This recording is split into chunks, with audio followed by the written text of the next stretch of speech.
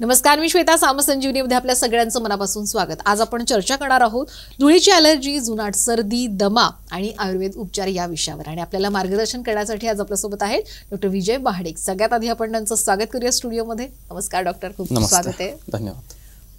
आपण या विषयावर चर्चा करणार आहोतच, पण त्याआधी डॉक्टरांची ओळख मी आपल्याला करून देऊ इच्छिते। डॉक्टर विजय महाडिक हे विजयी भव आयुर्वेदचे प्रमुख चिकित्सक असून त्यांनी आयुर्वेदाचार्य ही पदवी ग्रहण केली असून मागील 11 वर्षापासून ते विजयी भव आयुर्वेदच्या माध्यमातून आयुर्वेदाची प्रॅक्टिस करत असून दमा, जुनाट सर्दी, धुळीची ॲलर्जी, खोकला, पोटाचे विकार, संधिवात, मणक्याचे विकार, आमवात, पिंपल्स, त्वचा विकार, सोरायसिस, थायरॉइड या आजारांवर विशेष करून ते उपचार करतात। विजय भव आयुर्वेदाची मुख्य शाखा ही सांगली जिल्ह्यातील कडेगाव तालुक्यातील नेवरी इथं आहे। याशिवाय पुणे आणि मुंबई या ठिकाणी सुद्धा सर आपली सेवा पुरवत असतात। चला तर मग चर्चेला सुरुवात करूया। डॉक्टर, खूप महत्त्वाचा विषय आहे आजचा, कारण धुळीमुळे ॲलर्जी होण्याचं प्रमाण हे अगदी सर्रास झालेलं आपण पाहतोय। तर मुळात धुळीची ॲलर्जी होते म्हणजे नेमकं काय होते सगळ्यात आधी जाणून घ्यायचं आहे, आणि त्याने सर्दी नेमकी कशी होते? आयुर्वेदामध्ये आचार्य वाग्भटाचार्य यांनी धुळीमुळे आणि धुरामुळे किंवा पूर्वेकडच्या वाऱ्यामुळे सर्दीचा त्रास होतो हे प्रमुख सर्दीच्या लक्षणामध्ये सांगितलं आहे। पण धुळीची ॲलर्जी समजून घ्यायच्या आधी सर्दी कशामुळे होते हे आधी समजून घेणं गरजेचं आहे। तर सगळ्यात पहिली गोष्ट म्हणजे जर अनुवंशिकता असेल, समजा जर आपल्या आईला, वडिलांना, आजी आजोबांना, मामाला किंवा मावशीला जर समजा तुम्हाला धुळीच्या ॲलर्जी किंवा सर्दीचा त्रास असेल तर तुमच्यामध्ये सुद्धा सर्दीचा त्रास होतो। बऱ्याच लोकांच्यामध्ये नाकाचं हाड तिरकं असतं, ज्याला DNS म्हटलं जातं, ज्याला डेव्हिएटेड नजाल सेप्टम म्हटलं जातं, तर त्याच्यामध्ये सुद्धा आपल्याला सर्दीचा त्रास हा पाहायला मिळतो। जी लोक भरपूर पाणी पितात, आता बरेच लोक सांगतात की भरपूर पाणी प्यायला पाहिजे, परंतु आयुर्वेदामध्ये जर पाण्याचा अतिरेक वापर झाला, भरपूर पाणी पिलं गेलं तर त्याच्यामुळे सुद्धा सर्दी होते। बहुतांश लोकांच्या मध्ये काय होतं की काकडी खाणं असेल, दही खाणं असेल, आईस्क्रीम खाणं असेल किंवा थंड वाऱ्यामध्ये जास्त फिरणं असेल, गार पाण्यानं आंघोळ करणं असेल, या कारणांच्यामुळे सुद्धा सर्दी होते। काही लोकांच्या मध्ये व्हायरल इन्फेक्शन म्हणून सुद्धा सर्दी होते। आता आपण काय करतो की ज्यावेळेस आमच्या क्लिनिकमध्ये एखादा रुग्ण येतो तर तो आम्हाला सांगतो की सर मला धुळीची ॲलर्जी होते, आणि धुळीमध्ये गेल्यानंतर शिंका चालू होत आहेत, दम लागतोय, धाप लागते किंवा बऱ्याच वेळेला अंगावरती गांधी सुद्धा येतात।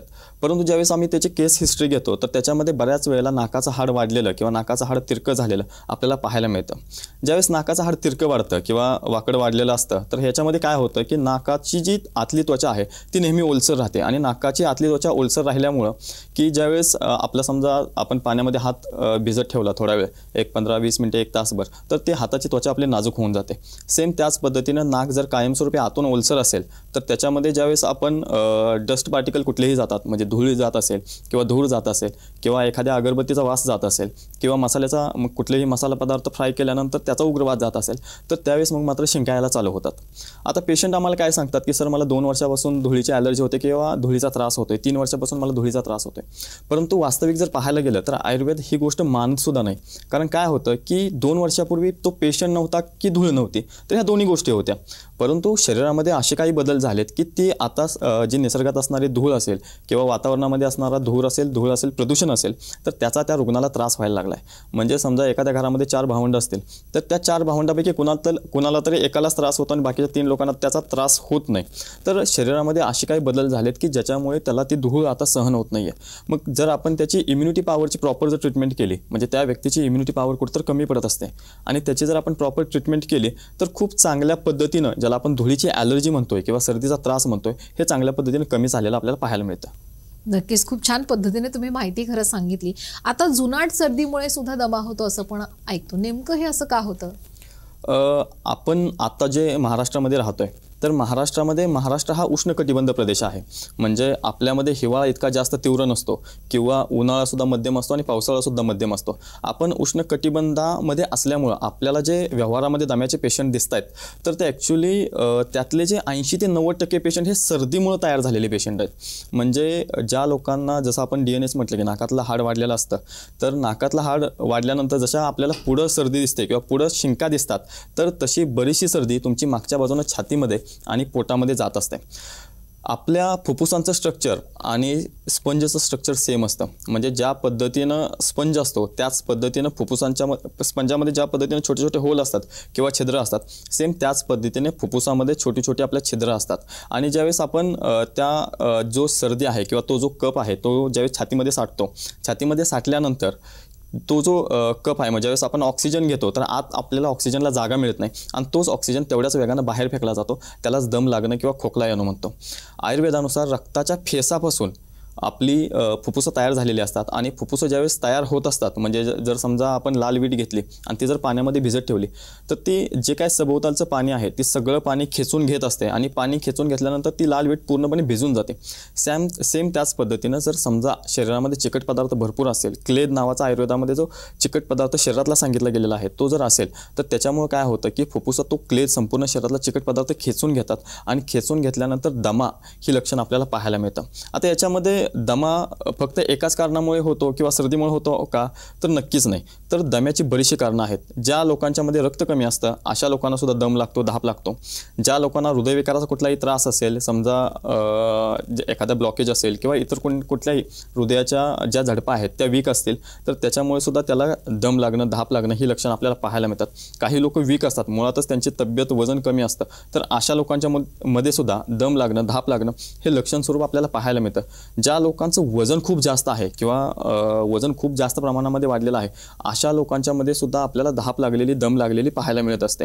अशी बरीचशी कारणं आहेत की ज्याच्यामुळं त्या लोकांच्यामध्ये आपल्याला धाप लागलेली पाहायला मिळतात.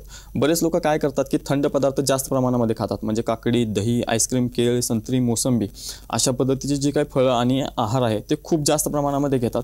याच्यामुळे सुद्धा त्यांना दम लागणं हे प्रकार आपल्याला पाहायला मिळतं. आणि जसं आपण सुरुवातीला सर्दीच्या याच्यामध्ये सांगितलं की त्याच्यामध्ये अनुवंशिकता जर असेल की घरात जर कोणाला दम्याचा त्रास असेल तर मुलांच्यामध्ये सुद्धा दम्याचा त्रास पाहायला मिळतो आपल्याला. आता सर्दीमुळे दमा कसा होतो हे आपण बघितलं, परंतु आयुर्वेदानुसार 5 दम्याचे प्रमुख प्रकार आहेत. महाश्वास आहे, ऊर्ध्वश्वास आहे, छिद्रश्वास आहे, छिन्न श्वास आहे आणि क्षुद्रश्वास आहे. हे 5 प्रकारामधले 3 प्रकार पूर्णपणे बरे होतात आणि एका प्रकारामध्ये पेशंट जोपर्यंत आहे तोपर्यंत त्याला औषधावरती स्टेबल करावं लागतं.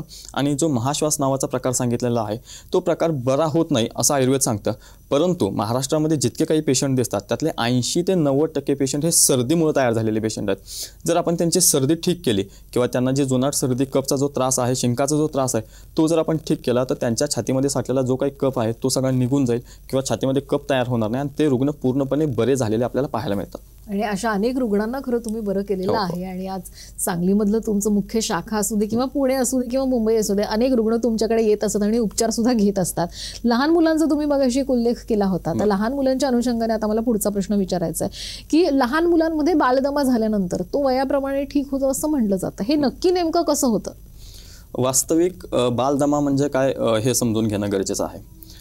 एकतर सगळ्यात पहिली गोष्ट म्हणजे लहान मुलांना दमा होतो म्हणून त्या दम्याला बालदमा म्हटलं जातं. 16 वर्षापर्यंतची जी काही मुलं आहेत त्यांना बाल्यावस्था आयुर्वेदानुसार म्हटली जाते आणि त्यांना जी दम्याची लक्षणं दिसतात किंवा सर्दीची लक्षणं दिसतात त्याला आपण बालदमा म्हणतो.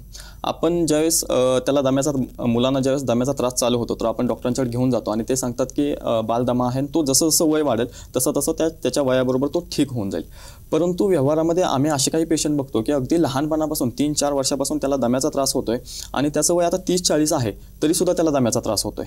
म्हणजे वय वाढल्यानंतर तो दमा ठीक होतो असंच नाही, म्हणजे काही अंशी ते बरोबर आहे परंतु 100% ते खरं आहे असं म्हणता येणार नाही. तर याच्यामध्ये काय होतं, सगळ्यात पहिली गोष्ट म्हणजे आपण काय करतो की लहान मुलांना त्याच्या गरजेपेक्षा जास्त खायला दिलं जातं. म्हणजे तो खात नाही, म्हणजे ज्यावेळेस आमच्याकडे एखादी आई त्याचा लहान मुलगा घेऊन येते तर पहिल्यांदा असं म्हणते की आमचं बाळ काही खात नाही. म्हणजे ताप आला असेल तरी त्याला जेवण चारलं जातं, सर्दी आली असेल त्याला म्हणजे जेवला पाहिजे, पोटभर जेवला पाहिजे इतकंच त्यांच्या डोक्यात असतं. पण त्याचं पचन व्यवस्थित झालं पाहिजे, त्याचं डायजेशन प्रॉपर झालं पाहिजे, त्याचं पोट साफ झालं पाहिजे, याच्याकडे त्यांचं पूर्णपणे दुर्लक्ष असतं. त्यांचं जर लहान मुलांचं पोट चांगल्या पद्धतीने साफ नाही झालं तर मुलांना सर्दीचा त्रास होऊ शकतो. म्हणजे अधारणीय वेगामध्ये आयुर्वेदामध्ये सांगितलंय ज्या लोकांचं पोट चांगल्या पद्धतीने साफ होत नाही अशा लोकांच्यामध्ये सर्दी हे लक्षण स्वरूप पाहायला मिळतं. लहान मुलांच्या मध्ये सेम तीच कंडिशन घडते. मुलांचं मुळातच वय 16 वर्षापर्यंत हे कफाचं वय असतं. 16 पासून 45 वय हे पित्ताचं असतं आणि 45 नंतर आपलं वाताचं वय चालू होतं. मग 16 वर्षापर्यंत जे आपलं कफाचं वय आहे अशा वयामध्ये आपण काय करतो की मुलांना कारण नसताना भरपूर दूध पाजलं जातं. मुलांना कारण नसताना पोटामध्ये चिकटतील असे काही पावडर त्या दुधामध्ये मिक्स करून आपण त्यांना चारतो. बऱ्याच वेळेला फळं भरपूर प्रमाणामध्ये त्यांना खायला दिलं जातात. म्हणजे सफरचंद आपण त्यांना खायला देतो, केळं आपण त्यांना खायला देतो, चिक्कू खायला देतो, मोसंबी खायला देतो. याच्यामुळे फक्त कफ वाढतो, बाकी काही होत नाही. जरी ते पौष्टिक घटक असले तरी लहान मुलांना त्याची गरज नाही आहे. कारण ज्यावेळेस आपण आईचं दूध देतो तर ते साधारणपणे 1.5 वर्षापर्यंत आपण आईचं दूध देत असतो आणि त्याचा जो ठोका आहे तो आपल्याला 16 वर्षापर्यंत पुरत असतो. त्यामुळे लहान मुलांना 16 वर्षापर्यंतच्या मुलांना फळं बिलकुल, आणि ज्यांना तर सर्दीचा त्रास आहे अशा मुलांना एकही फळ द्यायला नको आहे. आणि दुसरी गोष्ट, जर तुम्हाला दूध द्यायचं असेल तर गाईचं दूध किंवा शेळीचं दूध द्यावं. आणि गाईचं जर दूध तुम्ही देत असाल तर त्याच्यामध्ये सुंठ पावडर किंवा सुंठ टाकून जर आपण ते दूध प्यायला दिलं तर चांगल्या पद्धतीने त्यांचा कफ कमी होऊन जाईल आणि शरीरामध्ये जो चिकट पदार्थ, ज्याला आपण क्लेद मगाशी म्हटलं, तसंच पोटामध्ये एक पदार्थ तयार होतो ज्याला आम म्हटलं जातं. ज्याचं डायजेशन प्रॉपर होत नाही त्या आहार रसाला आम म्हटलं जातं. त्याचं पचन चांगल्या पद्धतीने झालं तर लहान मुलांची सर्दी बरी होऊन जाईल आणि सर्दी बरी झाली तर त्यांचा दमा ऑटोमॅटिकली कमी होऊन जाईल. खूप छान मार्गदर्शन केलं. म्हणजे प्रत्येक आईला हेच सगळे प्रश्न असतात की माझा मुलगा जेवत नाही, पोट साफ होत नाही, सर्दी नेहमीच त्याला का होते, तर नेमकं काय कारण असतात हे तुम्ही छान पद्धतीने सांगितलं. आता मग अशी तुम्ही ना नाकाचं हाड वाढण्याबद्दल बोललेलं की नाकाचं हाड वाढलं तर त्यानंतर त्याच्यावर मग उपचार कशा पद्धतीने होतात? वास्तविक ज्यावेळेस रुग्ण क्लिनिकमध्ये येतो आमच्याकडे आणि तो आम्हाला म्हणतो की सर माझ्या नाकाचं हाड वाढलेलं आहे आणि मला सर्जनने असा सल्ला दिला आहे की तुमच्या नाकाच्या हाडाचं ऑपरेशन करायला पाहिजे. काही रुग्ण असे येतात की ज्यांचं 1 वेळा 2 वेळा नाकाच्या हाडाचं ऑपरेशन झालेलं आहे आणि तरीसुद्धा त्यांना सर्दीचा त्रास होतोय, शिंका येत आहे, डोकं दुखतंय, नाक चोंदतंय, डोकं गच्च होतंय आणि कफाचा त्रास होतोय. असे सुद्धा बरेचसे रुग्ण आपल्या दवाखान्यामध्ये येतात आणि त्यांना सर्जरी करायची नसते किंवा त्यांना कुठल्याही पद्धतीचं ऑपरेशन करायचं नसतं आणि त्यांना फक्त इतकंच हवं असतं की त्यांच्या सर्दीपासून त्यांना मुक्तता मिळाली पाहिजे. खरं म्हणजे ज्यावेळेस वय आपलं बाल्यावस्थेमध्ये आपण असतो, म्हणजे 16 वर्षापर्यंत असतो आणि आपलं जसं जसं वय वाढत असतं आणि आपण टीन एजमधून पौगंड अवस्थेत येत असतो तर आपल्या हाडांची वाढ पूर्णपणे होत असते. मग हाडांची वाढ पूर्णपणे होत असताना ज्यावेळेस हाडं पूर्णपणे भरून येतात तर जे आपलं नाकाचं हाड आहे ते तिरकं वाढतं किंवा ज्याला वाकडं वाढतं म्हणतो आपण, तर त्याच्यामध्ये DNS होतो, ज्याला आपण डेव्हिएटेड नजाल सेप्टम म्हटलं जातं. तर हे 5 प्रकारे होतं. तर यातले जे प्रमुख प्रकार आहेत तर ते 3 प्रकार आपण याच्यामध्ये बघणार आहोत. तर त्यातला पहिला प्रकार आहे C शेप. तो उजव्या बाजूलाही होतो आणि डाव्या बाजूलाही होतो. C शेप म्हणजे काय की नाक एका बाजूला ब्लॉक होतं आणि एका बाजूला चालू राहतं. मग अशा लोकांच्या मध्ये काय होतं की त्यांची एक नाकपुडी चालू राहते आणि एक नाकपुडी पूर्णपणे बंद राहते. बऱ्याच वेळेला समजा उजवी नाकपुडी जर बंद असेल तर डाव्या नाकपुडीतून त्यांचा श्वास चालू असतो आणि जर डावी नाकपुडी बंद असेल तर त्यांचा उजव्या नाकपुडीतून श्वास चालू असतो. अशाच काही लोकांच्यामध्ये यश शेप्ड DNS असतो की ज्याच्यामध्ये दोन्ही बाजू ब्लॉक झालेले असतात. म्हणजे उजवीसुद्धा बाजू ब्लॉक असते आणि डावीसुद्धा बाजू ब्लॉक असते. त्यामुळे त्या लोकांना किंवा त्या पेशंटना दोन्ही बाजूने श्वास घ्यायला येत नाही. अशा लोकांच्यामध्ये ज्यावेळेस आपण ट्रीटमेंट करतो, म्हणजे ज्यावेळेस नाकातलं मांस किंवा हाड आपण सर्जरी करून काढून टाकतो तर त्यांचं 6 महिन्यानंतर किंवा 1 वर्षभरानंतर त्यांचं नाकाचं जे मांस आहे, हाड आहे, ते पुन्हा वाढतं आणि त्यांना जो काही त्रास आपण आत्ता कमी केलेला आहे, म्हणजे सर्दीचा त्रास त्यांचा जो ऑपरेशन झाल्यानंतर कमी झालेला असतो तर तो त्रास पुन्हा होत असतो. काही लोकांच्यामध्ये सुद्धा असं बघायला मिळतं की ऑपरेशन करून सुद्धा शिंका येणं, सर्दी होणं, दम लागणं, धाप लागणं किंवा श्वास घ्यायला न येणं किंवा तोंडाने श्वास घेणं असे प्रकार आपल्याला पाहायला मिळतात. हे जे रुग्ण आहेत हे तोंडाने श्वास घेतात, त्यामुळे रात्री खूप जास्त मोठ्या प्रमाणामध्ये घोरत असतात. नितीन कुंभार नावाचे आमच्याकडे एक पेशंट आले होते ज्यांचं 2 वेळा नाकाच्या मांसाचं ऑपरेशन झालं होतं, परंतु तरीसुद्धा त्यांना सर्दीचा त्रास, शिंका येणं, नाक गच्च होणं ह्या तक्रारी होत होत्या. पण ज्यावेळेस आपण विजय भव आयुर्वेदच्या माध्यमातून पुण्याच्या शाखेतनं आपण 6 महिन्यांची ट्रीटमेंट केली तर त्यांचा अगदी 6 महिन्यामध्ये पूर्णपणे सर्दी ठीक झाली आणि आता जवळपास 1 वर्ष झालं त्यांना कुठल्याही पद्धतीचा कसलाही त्रास नाही. आयुर्वेदामध्ये आपण सर्दीचा लेप नावाचं एक औषध देतो की त्याच्यामध्ये ते नाकातलं मांस किंवा हाड कमी होऊन जातं. नाही, खूप छान पद्धतीने मार्गदर्शन केलं. प्रेक्षकांना मला सुद्धा हेच सांगायचं, तुम्ही सुद्धा सर्दी, दमा अशा कुठल्याही प्रकारचे आजार असतील तर आणखीन अंगावर काढू नका. त्वरित तुम्ही डॉक्टर विजय महाडिक यांना संपर्क सुद्धा साधा. आणखीन सुद्धा आपल्याला चर्चा पुढे करायची वेळ झाली. एका छोट्याशा ब्रेकची, कुठेही जाऊ नका, पाहत रहा सामसंजीवनी.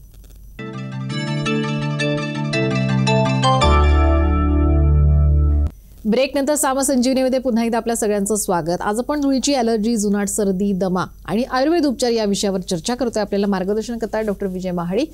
आपण पुन्हा चर्चेला सुरुवात करणार आहोत. डॉक्टर, आपण आतापर्यंत नाकाचं हाड वाढणं किंवा काय नेमकं सर्दी कशामुळे होते हे सगळं जाणून घेतलं.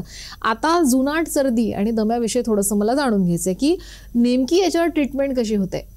एकतर तुम्हाला जसं म्हटलं की बरेच रुग्ण घाबरून जातात की त्यांना दमा झालेला आहे आणि तो आयुष्यभरापर्यंत राहणार आहे, परंतु वास्तविक तसं नाही आहे. जर आपण आयुर्वेदाचा मार्ग धरला तर चांगल्या पद्धतीनं आपल्या याच्यात आपल्याला याची ट्रीटमेंट करता येईल आणि दम्यापासून, अस्थमापासून किंवा ॲलर्जीपासून आपल्याला पूर्णपणे लांब जाता येईल. एकतर असं होतं की आपण बऱ्याच टेस्ट इन्व्हेस्टिगेशन करतो, ब्लड रिपोर्ट काढतो आणि त्याच्यामध्ये अमक्या गोष्टीची ॲलर्जी आहे, हे खाल्लं तर तुम्हाला त्रास होणार आहे, ते खाल्लं तर त्रास होणार आहे. परंतु वास्तविक तसं नसतं की त्या रुग्णाची जर इम्युनिटी चांगल्या पद्धतीनं वाढली तर त्याच्यामध्ये जी दमा आहे किंवा जुनाट सर्दी आहे तर ती चांगल्या पद्धतीनं बरी होऊन जाते. ज्यावेळेस आपण आयुर्वेदानुसार विचार करतो किंवा आधी आपण आधुनिक शास्त्रानुसार विचार करूया, रुग्णाला दमा झाल्यानंतर त्यांना काही गोळ्या दिल्या जातात की ज्याच्यामुळे सर्दी त्यांना बिलकुल होत नाही. परंतु जोपर्यंत गोळीची ॲक्शन आहे किंवा गोळीची ताकद आहे तोपर्यंत त्या व्यक्तीला सर्दी होत नाही किंवा धाप लागत नाही आणि त्यानंतर मग मात्र त्या व्यक्तीला सर्दी व्हायला चालू होऊन जाते. सेम त्याच पद्धतीनं काही रुग्णांना दम्याचे पंप दिले जातात. ॲक्च्युली ते जे पंप असतात ते ब्रॉन्कोडायलेटर असतात.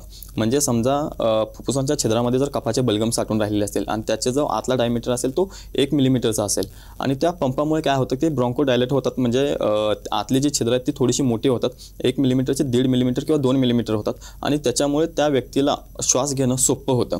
परंतु श्वास घ्यायला सोपं झालं की तेवढ्यापुरतंच त्याला बरं वाटतं आणि मग मात्र त्याला त्या औषधाचे जसे ते छिद्र कमी होईल तसं धाप लागायला, दम लागायला चालू होतं. आयुर्वेद तसा विचार करत नाही. त्या रुग्णाची जोपर्यंत सर्दी बरी होत नाही तोपर्यंत त्याचा दमा कमी होणार नाही आणि त्याच्या छातीमध्ये साठलेला जो काही कफ आहे, कफाचे बलगम आहेत ते जोपर्यंत बाहेर पडणार नाहीत तोपर्यंत त्या व्यक्तीचा दमा कधीच बरा होऊ शकत नाही. एकदा त्या व्यक्तीच्या छातीतले कफाचे बलगम जर बाहेर पडले तर तो व्यक्ती दम्यातून अगदी पूर्णपणे निवृत्त होऊन जातो. तर आयुर्वेदानुसार त्याचा जो सक्सेस रेट आहे तो अगदी 95 ते 98% आहे. क्वचित एखादा पेशंटचा दमा ठीक होत नाही, नाहीतर सर्रास पेशंटचे दमा हे पूर्णपणे बरे होऊन जातात. दुसरी गोष्ट, ज्यावेळेस आपण आयुर्वेदिक ट्रीटमेंट करत असतो काही गोष्टी आपण घरगुती सुद्धा करू शकतो. एक तर सगळ्यात पहिली गोष्ट म्हणजे जवस सगळ्यांना माहिती असतील, ते जवस बाजारातून आणावेत आणि मिक्सरमध्ये बारीक करून घ्यावेत. ज्या लोकांचा कफ तुटत नाहीये, ज्या लोकांच्या छातीमधला कफाचा बलगम बाहेर पडत नाहीये, तर अशा लोकांनी ते जवस आहे ते मिक्सरमध्ये बारीक करून घेतल्यानंतर त्याचं पीठ किंवा त्याची पावडर करून घ्यावे आणि ते पावडर केल्यानंतर ज्या पद्धतीनं आपण पिठलं किंवा झुणका शिजवतो किंवा पिठलं ज्या पद्धतीने शिजवतो त्या पद्धतीनं ते पिठलं शिजवावं. म्हणजे त्या जवसाचं पीठ शिजवावं आणि शिजवल्यानंतर त्याचा जो गरम असताना संपूर्ण छातीवरती पाठीवरती लेप लावावा. असा जर आपण लेप लावला तर खूप चांगल्या पद्धतीनं त्या आपल्या छातीमधले जे कफ आहेत ते पूर्णपणे निवृत्त व्हायला चालू होत जातात किंवा निघून जायला चालू होतात. ज्या लोकांना सर्दीचा त्रास आहे अशा लोकांनी जर आंबे हळदीचा लेप नाकावरती लावला 6 महिन्यापर्यंत तर त्याचं जे नाकाचं हाड वाढलेलं आहे ते कमी व्हायला मदत होते आणि सर्दीचा जो काही त्रास होतोय तो सुद्धा चांगल्या पद्धतीने कमी होत असतो. सोबतच आयुर्वेदाची जी काही औषधं आहेत, श्वासकोटार रस असेल किंवा लक्ष्मीविलास रस असेल किंवा कणकासव असेल, अशी जर औषधं आपण पोटातनं घेतली तर चांगल्या पद्धतीनं दमा कमी होतो. आणि सगळ्यात मोठी गोष्ट आहे ती म्हणजे पथ्याची. काही लोक काय करतात की औषधं घेतात पथ्य पाळत नाहीत. परंतु ज्या कारणांच्यामुळे तुम्हाला सर्दी होते अशी कारणं जर तुम्ही टाळली तर तुम्हाला खूप चांगल्या पद्धतीने तुमची सर्दी किंवा दमा बरा होणार आहे. म्हणजे काकडी, दही, आईस्क्रीम, केळ, संत्री, मोसंबी, लोणचं, तळलेलं पदार्थ, त्यासोबतच शिळे पदार्थ असे जर आपण पूर्णपणे बंद केले तर निश्चितच खूप चांगल्या पद्धतीने तुमची सर्दी आणि दमा बरा होणार आहे. ह्या सगळ्या गोष्टी केल्यानंतर सुद्धा जर तुम्हाला दम्याचा त्रास होत असेल तर तुमच्या जवळच्या आयुर्वेदिक तज्ज्ञांना किंवा आपल्या विजयी भव आयुर्वेदच्या कुठल्याही पुण्याच्या, मुंबईच्या किंवा सांगली जिल्ह्यातल्या नेवरीच्या शाखेला जर तुम्ही व्हिजिट केली तर नक्कीच तुम्ही दम्यातनं पूर्णपणे बरे होऊन जाल याची खात्री आम्ही तुम्हाला देतो. दम्यातनं पूर्णतः बरे होऊ शकतो. मला वाटतं हे ऐकूनच आपल्यापैकी जे प्रेक्षक आहेत ज्यांना दम्याचा त्रास आहे त्यांना दिलासा मिळाला असेल. शिवाय हे उपाय सुद्धा तुम्ही करूच शकता. आता त्वचा विकार आणि दमा याचा काही संबंध आहे का आणि कसा असेल तर कसा? नक्कीच. म्हणजे आपण काय करतो की कुठलेही समजा त्वचा विकार झाले की आपण आपल्या तज्ज्ञांना दाखवत असतो आणि त्यांची जी ट्रीटमेंट करताना म्हणजे काय होत असतं की तुम्हाला जसं आपण सुरुवातीला चर्चा केली की रक्ताच्या फेसापासून फुफ्फुसं तयार होत असतात आणि एका बाजूला रक्तापासून मांस तयार होत असतात, मांसापासून आपली त्वचा तयार होत असते. मग रक्तामध्ये जर काय दुष्टी असेल तर ती दुष्टी आपली बाहेर पडत असते त्वचेच्या माध्यमातून. म्हणजे जे समजा विषारी घटक आहेत ते जर आपल्या त्वचेतनं बाहेर पडत असतील तर आपण ते खाजवत असतो आणि ते घटक बाहेर पाडायचा प्रयत्न करत असतात. पण त्यांना जर स्टिरॉइड्स वर्गातली जर औषधं दिली गेली तर जे आपली विषारी घटक बाहेर पडत आहेत ते संपूर्णपणे शरीरामध्ये दाबले जातील आणि दाबल्यानंतर ते पुन्हा रक्ताच्या माध्यमातून फुफ्फुसांच्याकडे डायव्हर्ट होतात आणि त्याच्यामुळे दम लागणं, खोकला येणं, सर्दी होणं अशी लक्षणं त्वचा विकारांच्या पेशंटमध्ये आपल्याला पाहायला मिळतात. किंवा एखाद्या व्यक्तीला दम्याचा त्रास आहे किंवा जुनाट सर्दीचा त्रास आहे आणि जुनाट सर्दीचा त्रास असेल तर अशी सर्दी आपण जर स्टिरॉइड्स औषधांना जर दाबायचा प्रयत्न केला किंवा आतल्यात शरीरात घालवायचा प्रयत्न केला तर ती सर्दी आपल्या त्वचेवरती रिफ्लेक्ट व्हायला चालू होते आणि अंगावरती खाज येणं असेल किंवा अन्य कुठल्याही प्रकारचे त्वचा विकार असतील, अगदी सोरायसिसपर्यंतचे त्वचा विकार हे आपल्याला झालेले पाहायला मिळतात. असे कितीतरी रुग्ण मिळतात की ज्यांचा त्वचा विकार होता आणि त्यांनी ट्रीटमेंट घेतली, त्वचा विकार बरा झाला आणि दम्याचा त्रास चालू झाला. किंवा दम्याचे रुग्ण आपल्याला पाहायला मिळतात की दम्याची ट्रीटमेंट घेतल्यानंतर दमा बरा झाला आणि त्वचा विकार चालू झाला. तर अशा लोकांच्या मध्ये आपण पंचकर्मांच्या माध्यमातून वमन विरेचन जर आपण करून घेतलं तर खूप चांगल्या पद्धतीने त्यांचा त्वचा विकार देखील बरा होतो आणि दम्याचा त्रास होत नाही. हे आपल्याला नक्कीच सांगड घालता येते अशा पद्धतीने. आता एक महत्त्वाचा प्रश्न खरं, तुमच्या विजयी भव आयुर्वेदच्या माध्यमातून पित्त फ्री कॅप्सूल बद्दल ऐकलेलं आहे, थोडंसं याविषयी सांगाल का? आम्ही आता जवळपास 10 ते 11 वर्ष झालं विजयी भव आयुर्वेदच्या माध्यमातून आयुर्वेदच्या द्वारे रुग्णांची सेवा करण्याचा प्रयत्न करतोय. तर आपल्याला बरेच रुग्ण येतात की त्यांच्या छातीमध्ये जळजळ होत असते, पोटामध्ये जळजळ होत असते, घशामध्ये आंबट पाणी येत असतं, डोकं दुखत असतं, काही लोकांचं पोट साफ होत नसतं, पोटामध्ये आगाग होत असते किंवा तळपायाला तळ हाताला सुद्धा आगाग होत असते. तर आयुर्वेदाने किंवा आम्ही विजयी भव आयुर्वेदच्या माध्यमातून पित्त फ्री कॅप्सूल नावाचे कॅप्सूल तयार केले की ते अतिशय गुणकारी आहे. ज्या लोकांना पित्ताचा त्रास होतोय, जळजळीचा विशेष करून त्रास होतोय, तर अशा लोकांची जळजळ खूप चांगल्या पद्धतीनं लवकरात लवकर कमी होऊन जाते. आणि दुसरी गोष्ट, या औषधाची सवय लागत नाही. सकाळी संध्याकाळी जेवणाच्या आधी 1-1 गोळी घेतली 15 दिवस आणि त्यानंतर रोज सकाळी अगदी 1 गोळी घेतली तरी सुद्धा कसल्याही पद्धतीची शरीरामध्ये जर जळजळ होत असेल तर ती पित्त फ्री कॅप्सूलच्या माध्यमातून शरीरातली जळजळ आपल्याला कमी झालेली पाहायला मिळते. आता कसं होतं की काही लोकांना आमच्यापर्यंत पोहोचणं शक्य होत नाही, तर अशा लोकांच्यासाठी हे आम्ही पित्त फ्री कॅप्सूल तयार केले आणि तुमच्या जवळच्या मेडिकलमध्ये सुद्धा तुम्हाला ते अवेलेबल होईल. आणि इनकेस जर तुम्हाला अवेलेबल होत नसेल तर आपल्या स्क्रीनवरती जे नंबर दिसत आहेत त्याच्यावरती जर तुम्ही संपर्क साधला तर आपल्याला विजयी भव आयुर्वेदकडून कुरिअरच्या माध्यमातून पित्त फ्री कॅप्सूल आपल्याला पाठवता येईल. नक्कीच ज्या लोकांना पित्ताचा त्रास आहे अशा लोकांनी ती वापरून बघा, तुम्हाला त्याचा फायदा झालेला पाहायला मिळेल. म्हणजे ज्या अर्थ तुम्ही पित्त फ्री कॅप्सूल बद्दल बोललात तसं इतर औषधं सुद्धा ज्यांना तुमच्यापर्यंत पोहोचणं शक्य नाहीये त्यांना तशीच मिळू शकते का? हो. काय होतं की बऱ्याच वेळेला आम्हाला छत्रपती संभाजीनगरमधून कॉल येतो, बऱ्याच वेळेला अहमदनगरमधून कॉल येतो, सोलापूर जिल्ह्यातनं कॉल येतात की काही बरेच पेशंट म्हणजे अगदी साम टीव्हीचा प्रेक्षक वर्ग सुद्धा ग्रामीण भागात सुद्धा अगदी छोट्या छोट्या घरात सुद्धा किंवा वाड्या वस्त्यावरती सुद्धा पेशंट वर्ग आहे. तर ते काय करतात की आमच्याशी संपर्क करतात आणि संपर्क केल्यानंतर आमच्यापर्यंत पोहोचणं त्यांना शक्य होत नाही. म्हणजे वाहनांच्या कदाचित त्यांना दळणवळणाची साधनं नसतील किंवा बऱ्याच वेळेला तेवढा वेळ नसतो किंवा काही वयस्कर लोक असतात की ज्यांना दम्याचा भरपूर त्रास होत असतो आणि त्यांना दवाखान्यापर्यंत आणणं शक्य होत नाही.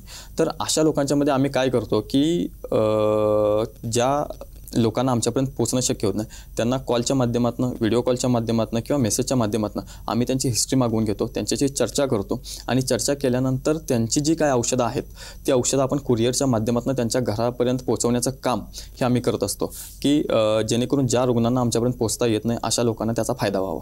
नक्कीच, खरंच इतक्या महत्त्वाच्या विषयावर खूप छान पद्धतीने तुम्ही मार्गदर्शन केलं. इथे आलात, मनापासून धन्यवाद. धन्यवाद. यानंतर साम संजीवनीमध्ये वेळ झाली इथेच थांबण्याची. आपण कुठेही जाऊ नका, पाहत रहा साम टीव्ही.